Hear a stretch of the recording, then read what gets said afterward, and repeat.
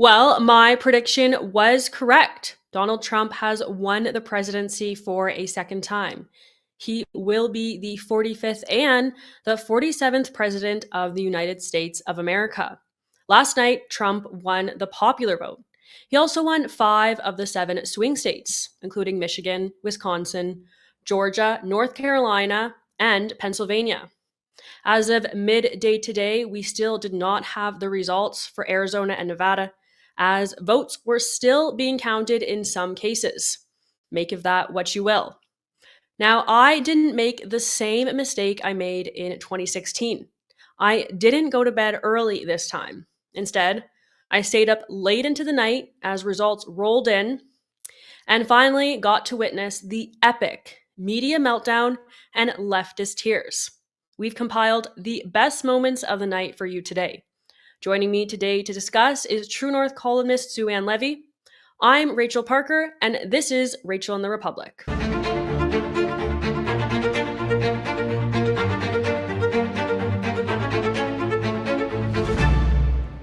Hey everyone, welcome back to Rachel and the Republic. I'm your host, Rachel Parker. What an exciting day it is for all of us. After starting this show a few months back, we finally made it to the day that has been the moment of hours and hours of discussions throughout the past few weeks. We finally know the results of the US presidential election. I am so glad of the results, but also that it was such a decisive victory last night and that we're not going to be battling it out in Pennsylvania as votes are counted and for the days and weeks to come. And there's not going to be knife fights of legal battles, but that we can have a concise and a strong victory for the Republicans. So joining me today is Sue Ann. Sue Ann, we were texting a little bit yesterday. I'm wondering, what did you end up watching last night? Which stream were you following along with as the results rolled in? Fox News, of course. I've been following them all through the election, became rather obsessed with following them.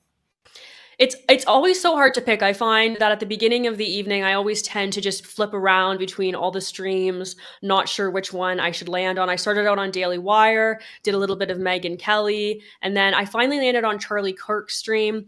Typically, I do really like the Daily Wire's commentary on U.S. politics. Last night, I found that it was a bit more of social commentary on the issues of the election, and I was really just looking for commentary on the polling, what the latest numbers were. So I felt like, Charlie Kirk did a good job of that. But sometimes when you're looking at more establishment media like Fox News, I find their graphic game can be a little bit better. And certainly on election night is the one night where graphics, I think, really help advance the story and the information that you're trying to consume as a viewer. Yeah, they did actually a really good comparison of the votes in the various locations. Compared to 2016 and 2020, and where Kamala had fallen off, where Trump had improved, where he had fallen off. And what was interesting, Rachel, is my wife and I are about to drive to Florida, and they were talking about different places that we actually go through. So I could relate to some of those locations as they were talking about the vote coming in. Yeah, it's funny that you mentioned that. Of course, I used to live in Southern Ontario myself as well, and we always holidayed in Florida. It's really like the best spot for Ontarians because it's so close. It's a really short flight, and it's also only like an 18-hour drive, depending where in Ontario you live.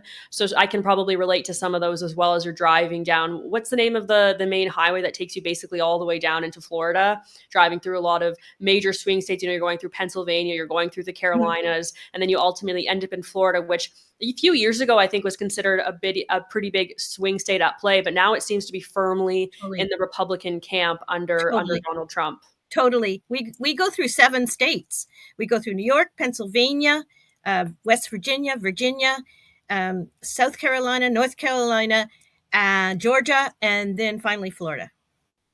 Yeah, so you probably have a really good feel of those places. It's nice to always actually be able to be like, oh, I've been there. I know a little bit about that region, even if it's just that I stopped and I used the restroom and I had a hamburger at the McDonald's on my way down to Florida.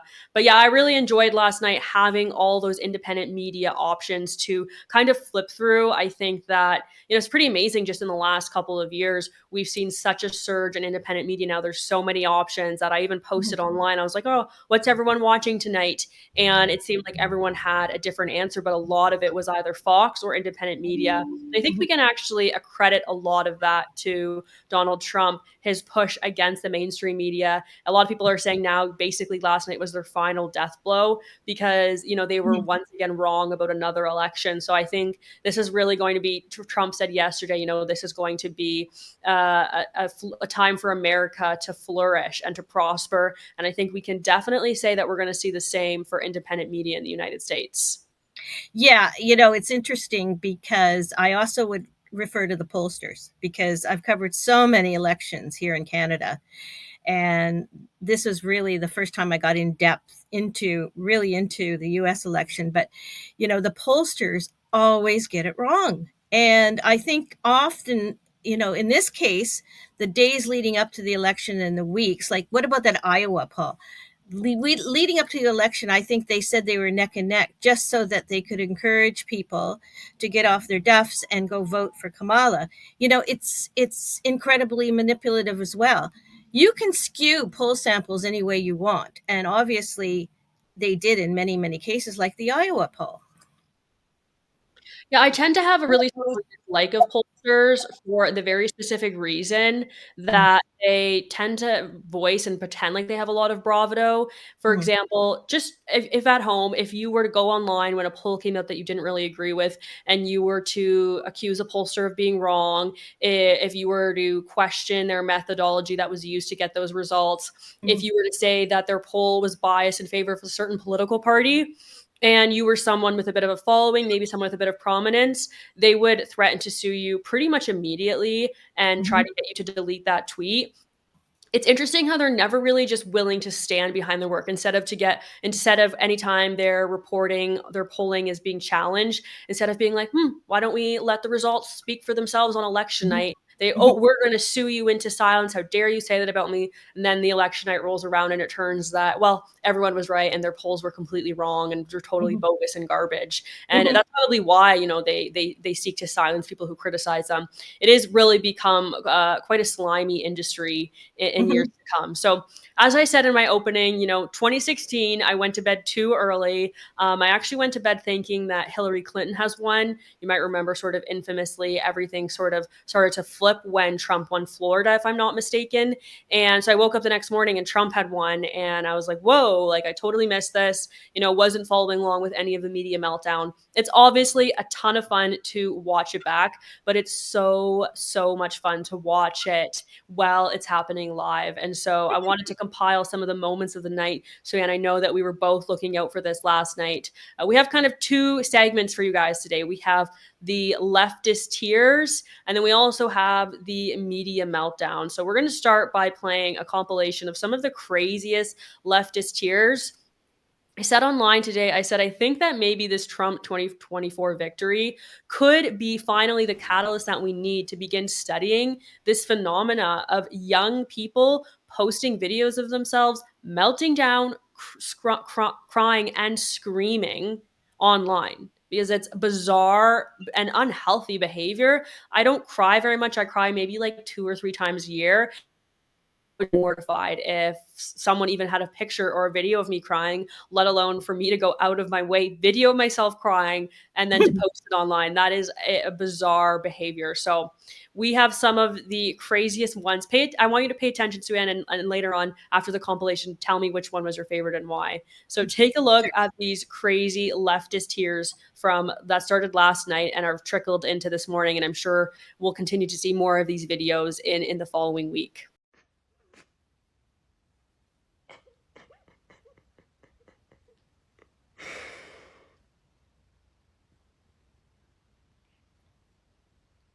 I can't believe Trump's actually going to win this fucking thing. Oh, Jesus Christ. I'm so pissed off. God damn it. What is wrong with you? I can't do this anymore. I'm literally sick. I'm literally sick to my stomach. What has happened to America? What has happened to democracy? What has happened to freedom? I'm done. This is a message to anyone who follows me. If you voted for Trump, unfollow me and block me. If you didn't vote, unfollow me and block me. The fact that it's this close means I've lost all hope in the American people. Like, it should not be this close. Why would anyone vote for this person? He's so evil. He's so demented. Kamala's not perfect. We all know that. We all know that. She is not a convicted felon, rapist, crazy, fascist, dictator, psycho.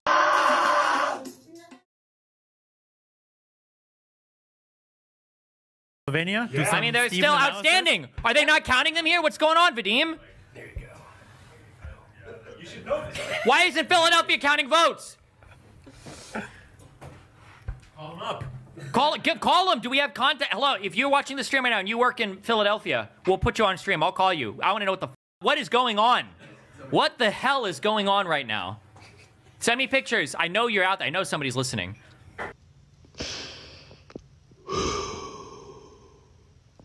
Not again. If you sat there and you voted for Trump, a felon, over Kamala because she was a woman, you're disgusting. You're disgusting.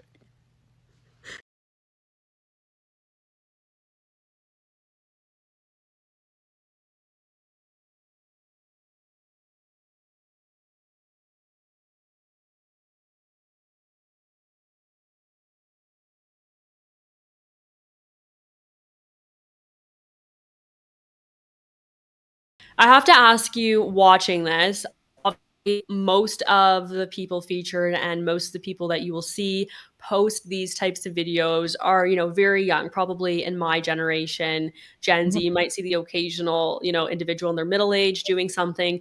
But, this idea of posting these emotional videos of yourself online is relatively new. And so that's why I think you're seeing a lot of younger people do it, because I just don't think it would have been considered socially or culturally appropriate even like 5 years ago. And so I wonder, looking at how young these people are you entirely like, you are so dumb and this is so embarrassing, or is there any part of you that feels bad for them? I don't feel bad for them in the slightest. They're probably low information voters, number one. And they're incredibly narcissistic. Like, do we really, really care that they're upset about a loss? I mean, I don't even know if many of them, when I say low information voters, do any of them have jobs? Do they understand the economy? Do they understand the future in America? I mean, it's just all a show. And this is so indicative of, I'm going to put you aside, but this is so indicative of some of these Gen Zers who think the whole world revolves around them. I particularly like the one who, I think she should get an Academy Award, the one who just went on and on and on and talked about blocking her. Well, I'd be very happy to do that. I'm not even going to check her out. And the guy who ripped his shirt off, oh my God, we didn't need to see that. No, we definitely didn't need to see that. That image is seared into my eyeballs. Maybe he'll be so distraught that he'll lay off the eating for a little while. Don't know that it would be the worst thing. With these young people, I entirely agree with your analysis. My only additional thought is that I really feel like these people's parents, especially these women, their parents failed them, because one, like, who out there is being like, oh yeah, like my daughter, she's this awesome TikTok creator. She constantly is posting videos of herself screaming and crying. Like, that would be such a red flag to me as a parent. I would be pulling my kid aside. My hope is that my kid, they have social media much later in life. And so they don't start down this rabbit hole of being addicted and doing crazier and crazier things for clicks. Like, I think that this is a problem that started with these kids much earlier on. But obviously, there was a huge absence of proper parenting in their lives. And then, even as a parent, to just say, like, listen, like, I get maybe you were rooting for a certain team, but it's not that deep. Like, I follow this stuff for a living. I deeply care about our politics and about policy. And I I wouldn't have cried. Like, I don't think I've ever cried on an election night when things didn't go my way. You know, sometimes you feel a little bit down, but this is just next level. And it's like, for these people, I'm like, how have you grown up in such a way that this is what you've become? Like, it's quite sad that you didn't have some guidance along the way for people to be like, you know, yeah, it's important. You should go out and vote. You should pay attention to what's going on, but it's not worth posting meltdowns of yourself online. Well, I said that same thing about the encampments. Like, where were the parents? These kids were at these encampments at University of Toronto and in Montreal, and I kept saying, "Where are the parents? Like, they enjoy seeing their kids on the screen screaming anti-Israel epithets." I think some of the parents probably don't even know their kids are doing this, are happy to have them out of the house, that kind of thing. But I agree with you, the absence of proper parenting, or the whole thing about parents just wanting to be their friends, their good friends. Everybody they have to indulge them and be their good friends because they might not like them. There are no boundaries with these kind of kids. But it's not only narcissistic, but it's just, I who would be interested in this thing? And this is just the whole thing about, emoting online. I've covered too many elections to count in Canada. And the only one I went a little nutsy about was when I was at the Toronto Sun and Justin Trudeau won a second term. And I said I was going to trim my hair out. But obviously I didn't, because I still have hair. And did you think at the time that you were like, yeah, it was appropriate that I said that, I'm glad that I said that, or were you like later on thinking, oh, maybe I shouldn't have gotten so emotional about it? I didn't do it online. I did it in my little office at the Toronto Sun, and my editor friend came in and I said, I can't believe this has happened. I can't believe voters are so crazy stupid. But other than that, I mean, I didn't talk about it in my writing. I didn't talk about it, but I would never do it online. That is crazy.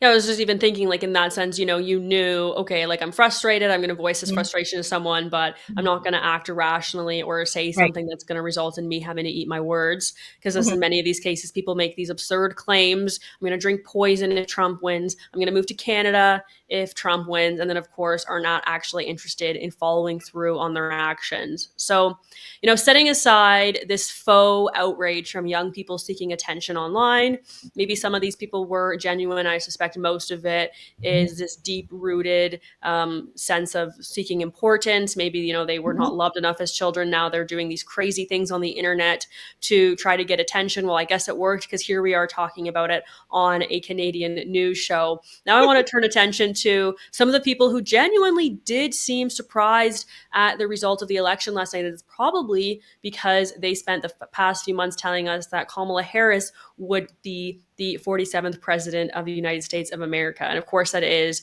our media establishment in the United States. They had some pretty funny moments last night as well. We're going to start by taking a look at our friends down in the States in the press corps and seeing what their shocking response was. Most of these clips are taken as things started to turn, and it was very obvious that there was no longer a path for a Kamala Harris victory. And you can see some of the commentary, some of the crazy things that they were beginning to say as they try to cope with the news that Donald Trump has won a second presidency. Take a look. So I think this is the point about executive orders is really important. We also have to remember that the Supreme Court has essentially said that anything that the president does, while they are in office is, gets granted presidential immunity. People have been saying for a while that Joe Biden should take advantage of that. He has not.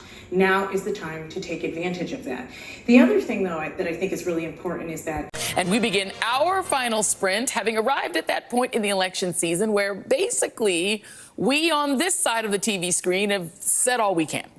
We've laid out the stakes in this crucial election, where one side stands for freedom while the other meets the textbook definition of fascism, namely a far-right dictatorial regime like Hitler's Germany or Franco's Spain or Mussolini's Italy, but also white-ruled South Africa before Mandela and the black majority took control, or Vladimir Putin's Russia, Viktor Orban's Hungary, or Nicolas Maduro in Venezuela today, that suppresses the rights of women and minorities, uses the military to execute the whims of a strongman dictator, and controls and suppresses the press, education, the arts, rewrites history to suit a favored and dominant racial class, and foments extravagant corruption in order to enrich the dictator and his friends. Iowa called for Trump, so there goes that nonsense. I'm getting revved up here on a significant rant. So, because Kamala Harris is not winning, and the people who thought that Kamala Harris was going to win in a landslide are totally wrong. So you asked, are there any places that the vice president is overperforming Joe Biden in 2020? So we could show you that as well. We just bring that out here. Harris overperforming in 2020. Holy smokes. There you go. So let this go away and see if there's anything on the east side there. Literally nothing? Literally nothing. Literally not one county? That clip of Jake Tapper will live in internet infamy for the rest of our days. County. Oh my God. Literally nothing, not one county, just the incredulity in his voice. He can't believe that Joe Biden outperformed Harris in every single county. It's so comical. I think I want to go back to the very first clip in that compilation there. We hear the pundit Leah Wright talking about how Joe Biden has immunity as a president. Now, of course, that would only extend to presidential acts that actually impact the country. And she's saying now is the time for him to take advantage of this presidential immunity that the Supreme Court insists he has. What exactly is she referring to there? What is she suggesting that Joe Biden should do? Well, I don't know. The first thing I thought of was Hunter Biden, of his son. And, maybe pardoning him. But I'm not sure that he can do that. Or I guess he can do it. So I thought it was related to Hunter Biden, but it could be the whole Russia connection and all his corrupt activities. I can't think of much else at this point. I hadn't actually thought of the Hunter Biden connection, or maybe seeking to pardon Hunter before Trump gets into office, even though he's going to basically get away with everything. To me, it sounded like she was insinuating that Joe Biden should do something to stop Donald Trump from becoming the 47th president. That's where I went. I couldn't imagine what she was possibly suggesting there. Did certainly come across rather nefarious. Another very funny clip from the night is Joy Reid, who really never disappoints, as long as you don't take her seriously and you can watch someone with her without getting worked up. It is very comical. It's funnier than most of the comedy that you'll see on TV these days. And, she's going on and on about a Trump presidency, comparing him to all these dictators like Adolf Hitler, whatever. We've already had a Trump presidency, and none of the things that she's saying came to fruition. And that's what that's the part that's the most flabbergasting to me, is this 2016 outrage is just not working this time around, because everyone knows what a Trump presidency looks like. It's basically just lower taxes, cuts for big corporations that result in a trickle-down effect for the economy. But don't rule out the fact that they will try to be as disruptive as possible. They talk about the chaos of his presidency. Where did the chaos come from? It came from the Democratic apologists, the activists, the advocates, the people who stood to gain from being connected with the White House, and it came from the media, most especially. So, I haven't ruled that out. One of my favorite announcers on Fox News said, some people just won't vote because they don't want to go through the turmoil of 2016 to 20. Turmoil caused by the left, not by Republicans. Okay, and then I think probably one of my favorite parts of the night, we've saved the best for last year today, was tuning in to the CBC stream. This was one of the most inflammatory and outrageous TV broadcasts I've ever seen in my life. They had an American Democratic strategist come on who said the craziest stuff last night. I think we owe an apology to Americans for some of this ridiculous commentary. We've clipped some of the best moments of the night for you. Take a look. I'm just reminded of a time when there was authority to have internment camps and to round up Japanese people, as someone who is of Japanese descent. When you say I have a concept of a plan, but I'm going to just start mass deporting people, what does that look like and what does that mean logistically? Everybody with us. And then you have this other idea of like, let's make America great and go backwards, where America, essentially the power structure in America was, made up mostly of a certain kind of person, right? There was a white power element to that. And you're seeing that play out in these elections too. And so I do think that we're at a tipping point where it's going to be like really, really tight for a while. Let's talk about exactly the question that you're asking is one that I've been catching a lot of heat for answering on air. And we've been talking about this in the last week or two. You're talking about the propaganda campaign and the playbook of Trump. This is not new. This is not surprising. This is directly out of Hitler's playbook. This is out of an autocrat playbook. This is a way to, the things that Trump has done masterfully, frankly, is to get the entire, to get a big part of the population to believe that the game is rigged and to sow distrust in public institutions and the free press. That is a tried and true playbook that we have seen time and time before that has resulted in really disastrous things for society. And that is what's working. And so it's actually quite simple. When you tell a big enough lie over and over and over, people are going to believe it. Even when folks around him, like Rudy Giuliani and others, have literally been found liable for telling those lies that weren't true.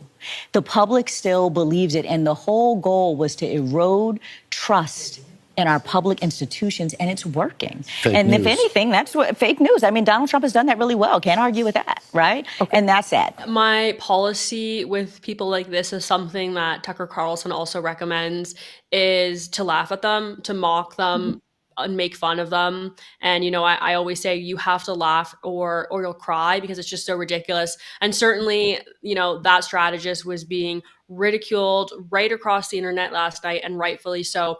But the thing that does kind of get me about the situation is that was on the CBC, Canada's state broadcaster. You and I pay for that programming. We paid for all that garbage to be spewed last night. But also that I know that CBC typically pays people for appearances. And we're talking about their 8-hour election night stream. There's a pretty good chance that that Democrat strategist made a ton of money, which came directly from Canadian taxpayers. And that certainly does bother me.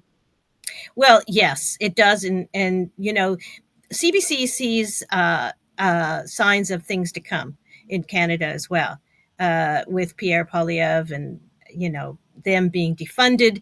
And they're going to try and fight back as much as they can and scare people, as was done in the States. But that Democratic strategist is just laughable. And it's so much projection coming out of her mouth. So much. Like, I always look at these people and the way they spew this stuff, and I think, you're the one who created this whole playbook. You're the ones who, called him a dictator. You're the ones who undermined voters, and let's not forget that these people will not have power anymore in Washington. So they're licking their wounds. This woman was licking her wounds last night. Yes, that's true, because she won't have power in Washington. And I think after everyone watches her inflammatory and really just outdated commentary that no one cares about anymore, she'll probably also have a hard time even getting those positions on broadcasts, on TV shows to give her take on what's going on. I think everyone is going to be like, all right, she's a little too crazy for us. Let's stay away from that. Well, okay, don't discount MSNBC, Rachel. Yes. Do not discount them. Yeah, her and Joy Reid can maybe par off and see who can be the most outrageous and say the most inflammatory things. All right, everyone, that is all we have time for today. Please post in the comment section below and let us know who you think had the craziest response to the 2024 presidential election results won by Donald Trump. I look forward to taking a look at all of your comments. I have so loved covering the American election for you all. It's been such a blast. And thank you, Sue Ann, for being here for so many of the episodes and giving us so much of your insight and commentary. I hope that you guys have a great rest of your week. I'm sure you're all celebrating and feeling good, as are we in the Parker household. God bless.